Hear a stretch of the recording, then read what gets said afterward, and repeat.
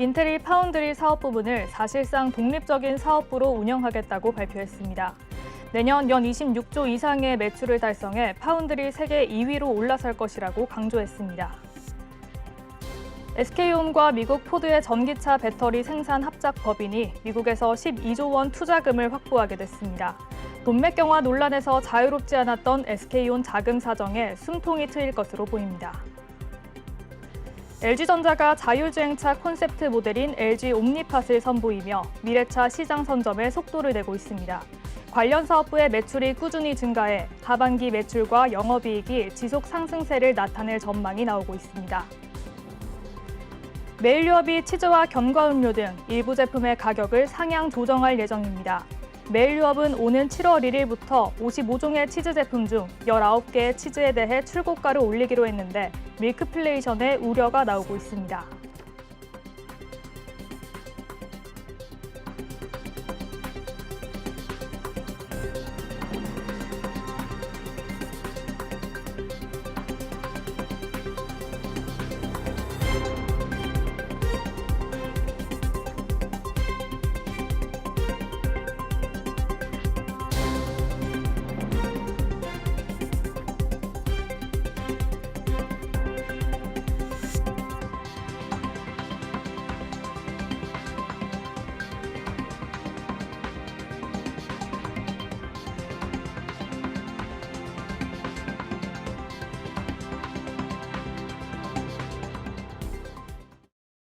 시청자 여러분 안녕하십니까? 6월 23일 금요일 뉴스프라임 시작합니다.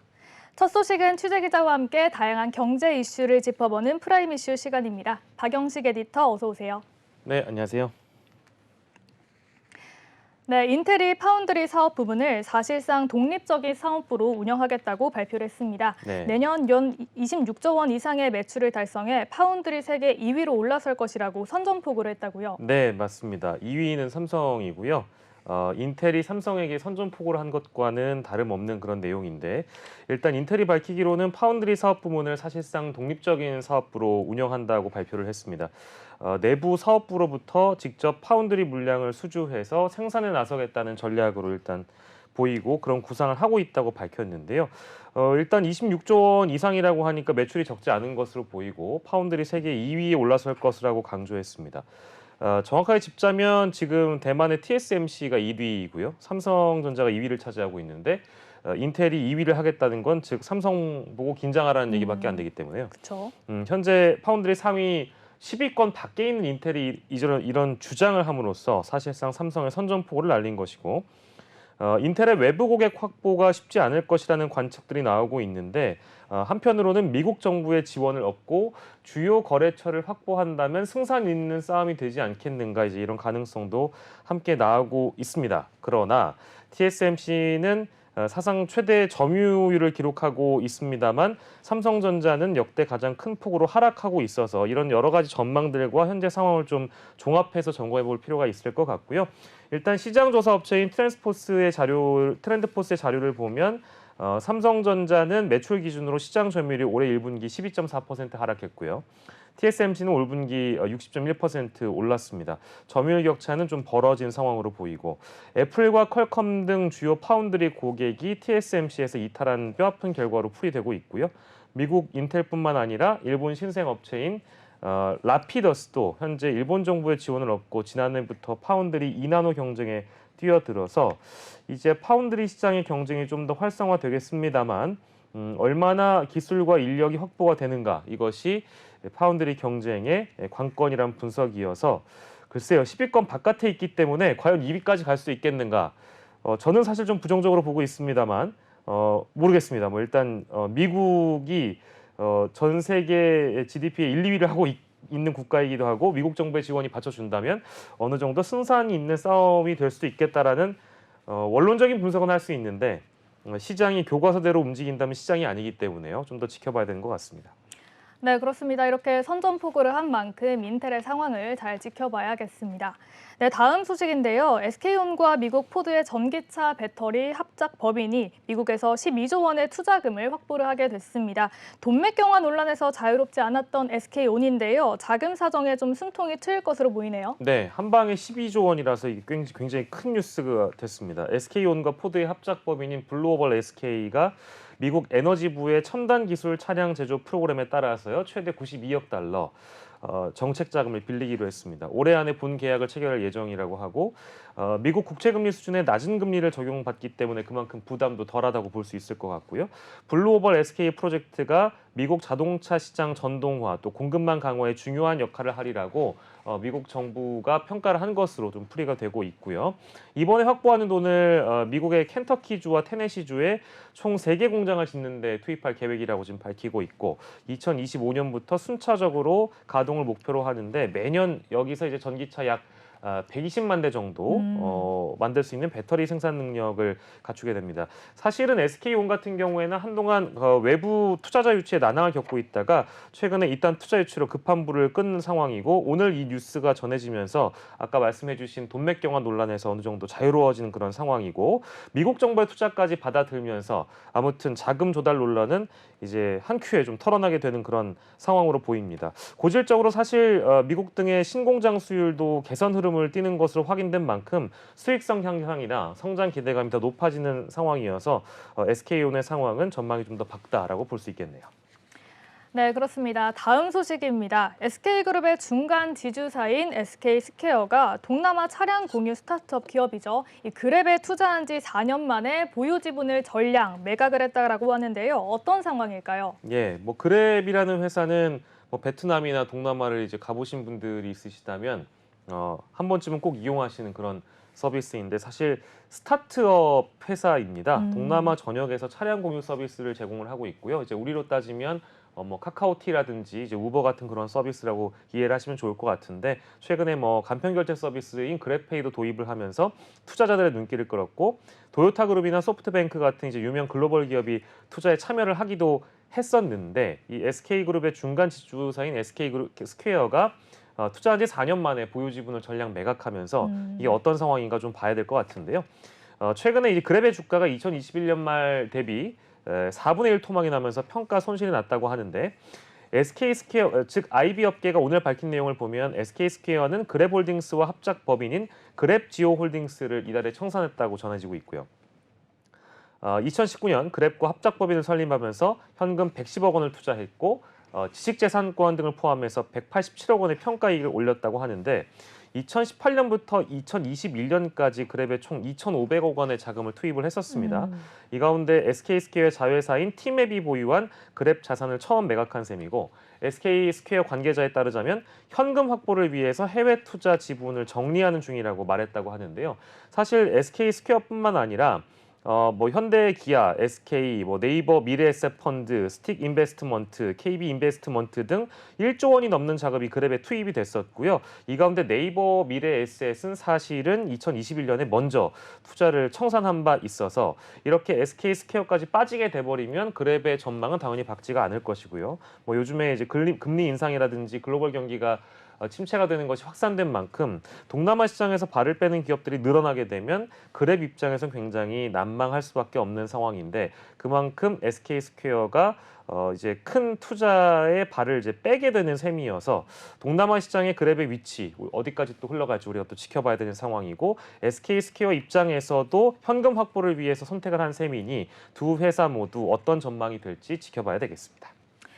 네, LG전자가 자율주행차 컨셉트 모델인 LG 옴니팟을 선보이면서 미래차 시장 선점에 속도를 내고 있는 상황입니다. 또한 이 LG 옴니팟이 최근에 윤석열 대통령이 베트남에서 살펴본 모델이기도 하잖아요. 그런데 관련 사업부의 매출이 꾸준히 증가를 하면서 2분기와 하반기 매출과 영업이익이 지속적으로 좀 상승할 전망이라고요. 네, 그렇습니다. 그 옴니팟이라는 게요, 움직이는 집이라는 별명이 붙어 있는 LG의 자율주행 차량입니다. 저희가 자료 화면도 보여드릴 텐데요. 이 차량용 인포테인먼트 성장세에 맞춰서 자체 운영체계 생태계를 넓히겠다는 LG전자의 시장 선점 의지와 더불어서 첨단 기술의 집약체라고 볼 수 있는데 LG 쪽에서도 그렇고 이제 기자들이 취재한 내용을 종합해 보면 옴니팟의 쓰임새는 대략 이렇습니다. 퇴근 후에 차 내부에 들어가서 신발은 슈케이스에 넣고 외투는 스타일러에 넣고 자율주행을 차가 하는 동안 사용자가 의자에 앉아서 업무를 처리하고 피곤할 땐 또 리클라이너에 누워서 파도 소리를 들으면서 휴식을 취한다. 그리고 또 그 차 내에서 영화를 보다 보면 어느새 집에 도착한다는 겁니다. 제2의 집이네요. 집이죠. 네. 움직이는 집이라고 보면 되겠습니다. 그래서 윤석열 대통령도 이 아시아 지역 대표와 함께 베트남 K산업 쇼케이스에서 LG 부스에서 전기차 옴니팟의 기능을 대략적으로 살펴봤고 지금 제가 말씀드린 이런 그림을 토대로 홍보가 되고 있는 내용인데요. 근데 말씀 주신 것처럼 관련 사업부의 매출이 꾸준하게 증가세를 보이고 있고요. 실제 2분기와 하반기 매출의 영업이익이 지속적으로 상승세를 나타낼 전망이라는 밝은 소식들이 들려오고 있습니다. 차량 내부에 탑재되는 디스플레이가 확대되는 것에 착안해서 TV 가전뿐만 아니라 차량 내부에 구현이 가능한 웹 OS 플랫폼 사업을 확대하고 있다고 하고요. 차량용 콘텐츠 수요 선점을 위해서 기업 간 거래, 즉 B2B 사업 영역을 넓히면서 1분기 기준 웹 OS 플랫폼 사업 매출은 전년 동기 대비 40%가 증가했다고 하고 LG전자는 현재 KG 모빌리티 일부 차량을 대상으로 해서 TV의 웹 OS 플랫폼을 통해 차량 충격 감지나 전기차 배터리 충전 등 차량 정보를 또 알람으로 받을 수 있는 마이카 알람 서비스를 선보이고 있다고 합니다. 여러 가지 이제 그런 사업 확대들을 좀 엿볼 수 있는 대목들은 제가 설명을 해드렸는데요. 여러 가지 미래 산업에 들어갈 만한 내용들이 많이 엿보여서 이런 서비스들이 지속적으로 확대된다면 또한 이 분야에서 실적도 확대되고 영업이익도 지속적으로 상승할 것이라는 전망이 있어서 전문가들도 그런 전망을 하고 있는데요. 이런 분석에 힘이 좀 실리는 모습인 것 같습니다. 네, 이어서 다음 소식입니다. 배달기사 부족으로 자체 단건 배달까지 배달 대행 플랫폼 손을 빌렸던 배달의 민족이 최근 협업을 모두 종료했다라는 소식이 오늘 전해졌는데요. 배달 대행 업체 부름과 좀 결별을 하게 됐다고요? 네, 그렇습니다. 배달의 민족이 배달 대행 업체 부름과 2년 동안 손을 잡았었는데요. 모든 협업을 종료하게 됐다라는 그런 소식입니다. 이건 왜 그럴까? 줄어든 주문 탓일까? 내용을 좀 설명을 해드리면 지난해 4월 배민은 자체 단건 배달 서비스가 있습니다. 배민원 이용해 보신 분들도 계실 텐데요. 이 서비스 제공을 위해서 서비스 시작 1년 만에 처음으로 외부 업체인 부름과 손을 잡았습니다. 하지만 5달 만인 지난해 9월 배달 위탁 계약을 종료했고요. 앞서서 배민은 또 지난 2021년 8월부터는 비마트 일부 지점 배달을 또 같은 해 9월부터는 보면 식자재 전문몰인 배민상회 배송을 부릉에 위탁을 했었습니다. 그렇습니다만 비마트 위탁 계약도 지난해 11월에 끝이 났고요. 배민상회 위탁 계약도 올해 4월 종료했습니다. 코로나19 유행 기간에 늘어난 배달 수요를 자체 배달 인력만으로는 충족하기 어려워서 부릉의 손을 빌렸다가 다시 줄어든 수요의 협업도 끝이 났다고 보는 게 맞는 것 같은데요. 배민 측이 밝히기로는 서비스에 대해서 일단 경쟁력을 높이고자 시험적 형태로 진행해온 계약들이 기간에 따라 종료된 것이다. 이제 확대 해석을 좀 경계했고요. 자체 배달 수행 능력 등의 안정화로 추가적인 계약을 맺지 않은 것이라고 설명을 하고 있습니다. 일단 배달 원수 집계 데이터는 별도로 없습니다만 지난해 정규직 배달원을 뽑기 위해서 출범한 자회사 딜리버리엔의 직원 수가 현재 56명에 불과하다고 하니 이제 이 대목에서 우리가 해석할 수 있을 만한 포인트가 하나 또 있는 것 같고요. 한편 배달비 부담 증가와 또 엔데믹으로 배달 시장의 수요는 줄고 경쟁은 더 치열해지고 있는데 배달앱사의 그 월간 활성 이용자 수라고 해서 실제 이용하는 사람들이 몇 명인가 봤더니 2,946만 명 정도 되고요. 확실히 이용하는 숫자가 점점 줄어들고 있어서 이것 또한 영향을 끼치지 않았겠는가. 양쪽 다 이렇게 해석이 가능한 여지를 남겨놨습니다. 네, 저도 최근에는 배달 음식을 좀 많이 줄이고 있거든요. 이러한 것들이 좀 영향을 끼치지 않았나 하는 생각이 듭니다. 네, 이어서 다음 소식입니다. 차량 호출 서비스 파파가 국토부로부터 연말까지 운영 차량을 100대 더 늘릴 수 있다는 허가를 받았다라고 하는데요. 그럼 과거의 타다처럼 이 택시 면허 없이 플랫폼을 바탕으로 운수 사업을 하게 되는 것처럼 읽히기도 합니다. 그런 내용일까요? 네, 그렇습니다. 정보통신 플랫폼 기반 차량 호출 서비스를 파파 모빌리티라는 회사가 제공을 하고 있는데요. 국토교통부로부터 연말까지 운영 차량을 100대 더 늘릴 수 있다, 늘려라라는 허가를 받았습니다. 뭐 서비스는 과거 타다와 매우 유사한 그런 플랫폼 사업자인데 국토교통부와 파파가 밝힌 내용을 보면 지난 22일에 파파에 증차 허가를 통보했고 국토부가요. 파파는 올해 초 국토부에 280대 정도 증차를 하겠다라고 이제 요구를 했는데 일부를 받아들여 준 것입니다. 이에 따라 파파가 운영하는 차량이 현재 100대에서 200대까지 늘어나게 되는 것이고 규모의 경제를 좀 실현하고 싶다라고 요구를 해왔는데 이것이 일부 받아들여진 것이지요. 근데 우리가 역사를 좀 돌이켜 보면 2021년에 타다 금지법이 시행된 뒤에 정부가 IT 플랫폼 기반 운송 서비스를 크게 세 가지로 나눴습니다. 이 중에 파파가 속한 타입 1은 과거 타다, 우버 모델에 각종 제약을 달아놓은 건데요. 택시 면허 없이도 손님을 운송할 수는 있습니다.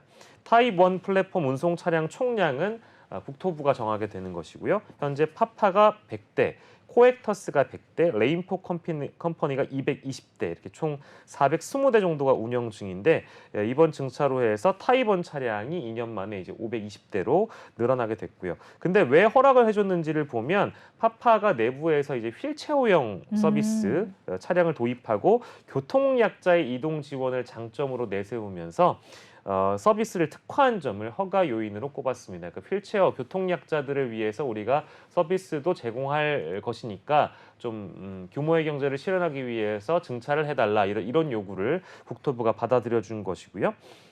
혁신적인 모빌리티 서비스 확대는 필요하다. 다양한 특화 서비스가 있다면 충분히 증차가 가능하다고 실제 관계자가 밝히기도 했고요. 그런데 차이점을 좀 보면 예전에 타다의 경우에는 여객 자동차 플랫폼 운송 자동차 대여 사업자로 돼 있었는데 파파의 경우에는 여객 자동차 플랫폼 운송 사업자이고요. 실제 타다 금지법과 관련된 판결이 최근에 있었잖아요. 대법원 3부가 올해 1일에 여객 자동차 운수사업법 위반 혐의로 재판을 받았던 소카 대표와 VCNC의 전 대표에게 무죄를 선고했던 영향도 이번 결정에 영향을 끼치지 않았겠는가 이렇게 해석이 되고 있어서요. 물론 아까 앞서 언급해드린 대로 운송사업자의 성격도 다르고 휠체어 서비스도 기본적으로 제공을 하고 있기 때문에 타다와는 유사하지만 조금 다르게 구분점도 갖고 있다는 점까지 확인시켜 드리고요. 다만 어쨌든 파파 모빌리티 같은 이런 운송 서비스의 전망이 밝아지진 않을까 이렇게 생각을 합니다. 네, 마지막 소식입니다. 이 메일유업이 치즈 가격을 인상한다라는 소식이 있습니다. 밀크플레이션이 온다는 우려도 있다라고 하는데요. 어떤 내용일까요? 네, 메일유업에서 치즈 가격을 인상을 합니다. 일부 제품의 가격을 상향 조정을 하게 되는데요.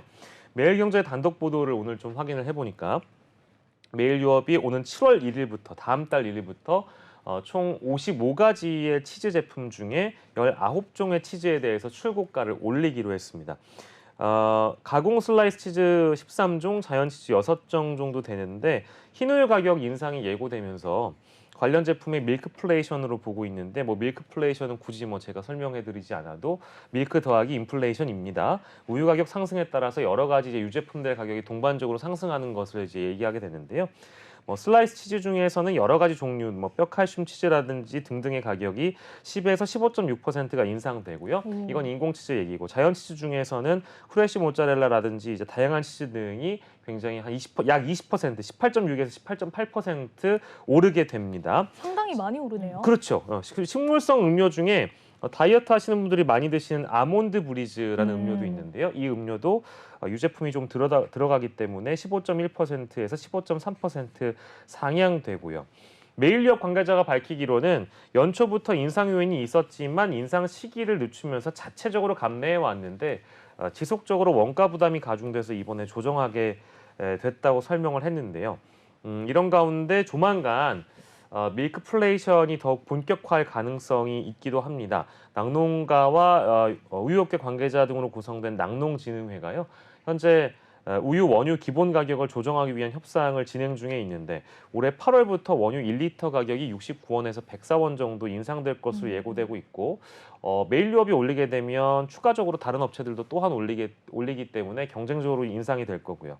지난해 원유 가격이 1리터당 49원 인상됐을 때 서울 우유가 우유 가격을 평균 6% 올렸고요. 매일 유업, 남양 유업도 9.57, 8.67% 인상했었습니다. 그런데 최근에 이제 기획재정부에서 라면값 인상을 경고한 것을 예로 들어서 마찬가지로 이번에 정부에서 우유 가격 인상 역시도 서민들을 위해서 제동을 걸지 않을까라는 부담이 좀 있는데요.